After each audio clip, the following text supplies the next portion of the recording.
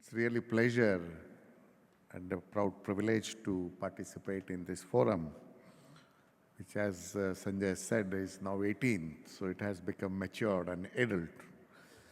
And I think this is the time when we need to look back and see that how we need to move forward. We have seen here the large amount of topics which has been written where geospatial has made a major difference, like a disaster or a urban planning or a climate change or many other such issues. I think this is a time when we need to look at the science of GIS and see that which are these areas which we have not yet addressed. And I think when we look at, there are four major issues which we need to look for.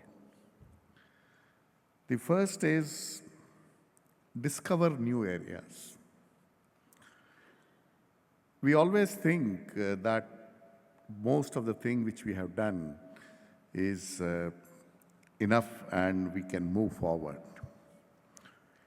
And many industries are now doing extremely well. That is because the last several years, at least 20, 25 years, a lot of people would have put their efforts to find that how the GIS or a geospatial can be made use of. But there are many areas which are still yet to be addressed. The couple of areas which I think which is very critical is one, of course, is the climate change, which is quite important for us because we need to understand what is likely to happen in the future. And large amount of infrastructure and everything will depend on how well we are able to project or predict our future in the short term as well as in the long term. And especially we need to do at a decadal scale because most technologies or anything which we want to plan, like if after 10 years there are going to be more wet phase, then we need to address that how we are going to address from the health, from the crops, from the water resources, disasters, everything. So this is one area which I think very important, and the major issue in this is that we need a very large amount of data. So the observations or the measurements which is needed for a quite large. And that requires us to understand the whole process, that how the observations we will translate into some kind of an output or a product. If you look at, everybody knows that the temperature has gone up, but how it is going to translate in terms of whether hazards, any hazard is going to increase or decrease or it be original. So these are some of the processes which I think we need to understand because there are large amount of anomalies which will occur, though the average, because when we are talking about average as a globe and when you see at the regional anomalies, we need to understand spatially. We know that temperature is increased, but we also know that the sea ice in Arctic is going down, and in Antarctica, sea ice is going up. So there are always regional anomalies which we need to understand, and I think the best way is this use of the GIS. The third issue is that once we understand all these processes, how well we can model them. And currently, in GIS, we are using various models, but I think we need to look beyond and see whether what kind of different models which we can use. There are several new algorithms have been coming up, and we need to see that how these models, by using, we can make things much more efficient.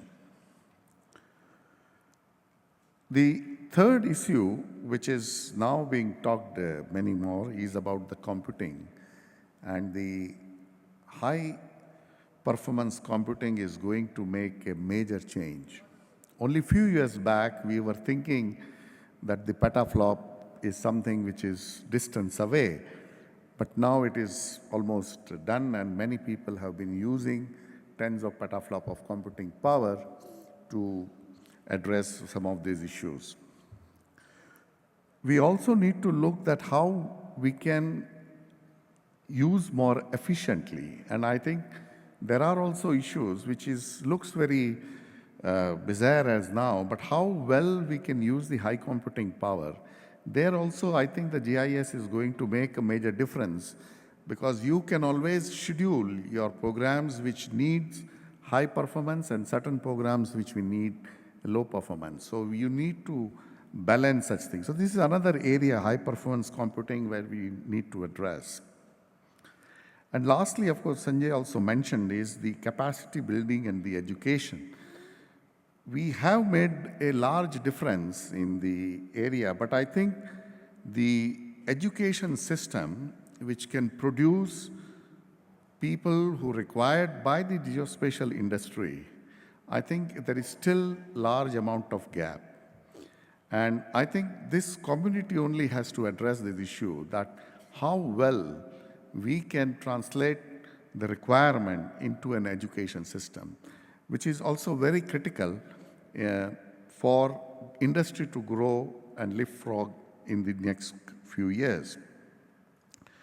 And I'm sure that many of these things will be discussed in this meeting, and with the all luminaries around, I'm sure that the recommendations which comes out will show us a way to move forward. So thank you very much to giving me this opportunity.